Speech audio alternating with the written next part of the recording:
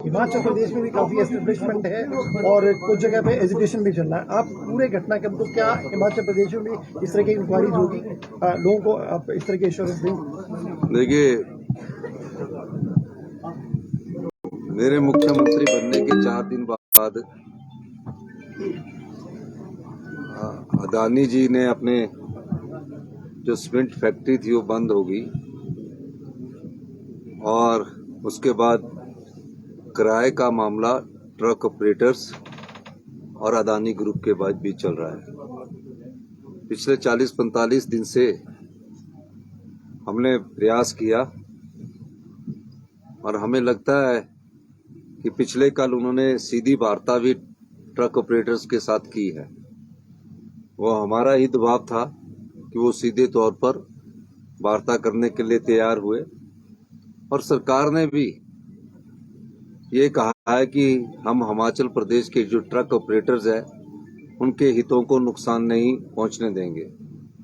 इस दृष्टिकोण से कुछ वार्तालाप उनके बीच में हुआ है और उद्योग मंत्री हर्षवर्धन चौहान जी की मैंने जिम्मेवारी लगाई है। वो जल्दी इस समस्या का समाधान भी करेंगे और जो भी समस्याओं को निपटाने के लिए मुझसे बातचीत करेंगे उसके आधार पर हम ये समस्या का जल्दी ही निपटारा कर लेंगे।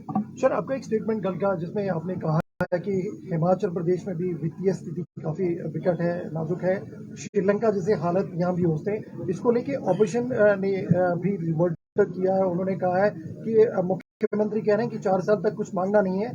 जो सेंट्रल मिनिस्टर अनुराग ठाकुर उन्होंने कहा है कि 5 साल में तो ऐसे भी चुनाव हो जाते हैं। How you take this? नहीं, मैंने ये नहीं कहा कि 4 साल तक कुछ मांगना नहीं। मैंने कहा कि इस अर्थव्यवस्था को ठीक करने में 4 साल लग जाएंगे, ठीक करने में।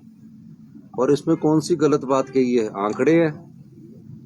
आप सबको आरटीआई डाल देनी चाहिए, सूचना का अधिकार लेना चाहिए, डाल देना चाहिए।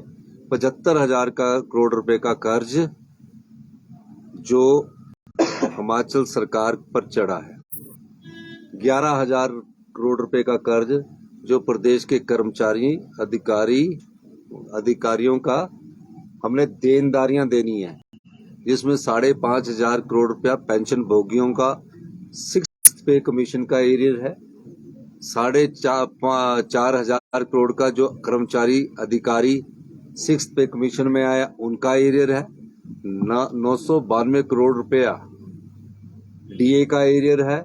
और ये जो 900 संस्थान उन्होंने खोले, अगर हम इनको सुचारू रूप से चलाए तो 5,000 करोड़ रुपए का इसका एरियर है। तो 75,000 प्लस 16,000 86,000 करोड़ तो देनदारियों का है जो हमने देना है और 5,000 करोड़ 91,000 करोड़ रुपया हुआ। तो ये तो सत्य है। अब जब हमने मुख्यमंत्री का पद संभाला तो हमने उस सारी चीज का आकलन किया।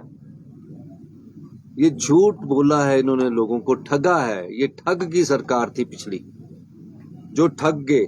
एरियर दिया नहीं, 6th पे कमीशन लागू कर दिया। डीए दिया नहीं, डीए अनाउंस कर दिया। ऐसा होता है कभी कि 6th पे कमीशन लागू कर दिया और एरियर दिया ही नहीं कि अगला 6th पे कमीशन है, डीए अनाउंस कर दिया, डीए दिया ही नहीं। हमने तो ओपीएस वाले कर्मचारियों को और अधिकारियों को पहले इंतजाम किया, ये जानकर इंतजाम किया कि हमारा 8,000 करोड़ केंद्र सरकार से हमें नहीं मिल रहा है। उसके बाद हमने ओपीएस को बहाल किया और आज हम सरकारी कर्मचारियों को ये जो कह रहे कि इंतजार है, हमारा इंतजार नहीं, हमने तो लागू कर दिया।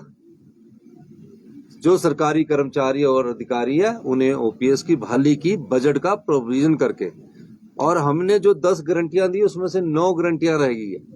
9 गारंटियां हमने अगले 5 साल में पूरी करनी है। तो हमने जनता के सामने ये कहा है कि अर्थव्यवस्था को पटड़ी पर लाने के लिए कम से कम 4 साल लगेंगे। अब इन्होंने तो कभी अर्थव्यवस्था को पटड़ी पर लाने की कोशिश की नहीं है। ये तो लोन ले रहे हैं और हमको कह रहे हैं कि हम लोन ले रहे हैं।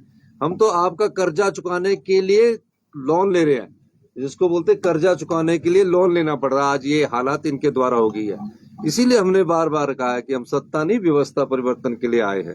सर, एमएलए की बैठक हुई, सर प्लानिंग की बैठक हुई, क्या ऐसा कोई रोड मैप बना है? देखिए, हमीरपुर कर्मचारी चयनियों को लेकर अभी क्या फैसला होना ये तो भविष्य के घर में है, लेकिन मैं ये कह सकता हूँ कि हमीरपुर कर्मचारी चयन आयोग में जो अभी इंक्वायरी की रिपोर्ट सबमिट की गई है उसमें जो अभी रिजल्ट नहीं लीक हुए हैं उसमें भी पेपर बेचे गए हैं। तो इस दृष्टिकोण से बड़ा गंभीर मामला है कि हमारी संस्थाएं जो युवा वर्ग जहां से नौकरी चाहता था, गरीब माँ बाप का बेटा जो ये सोचता था कि मुझे एक दिन सरकारी रोजगार मिलेगा, उसमें उसको सरकारी रोजगार मिलने की बजाय वो फॉर्म भरता है, टेस्ट में पढ़ता है, जब उसे पता लगता है कि पेपर पहले ही बिक गया है, धोखा हुआ है। तो इस प्रकार के गंभीर समस्या से निपटने के लिए हमारी सरकार प्रयासरत है और मैंने अपने युवा साथियों को कहा है कि आने वाले समय में हम एक पारदर्शी फार्मूला लेकर आएंगे। सर, अर्थव्यवस्था को लेकर धन्यवाद। एक और सवाल।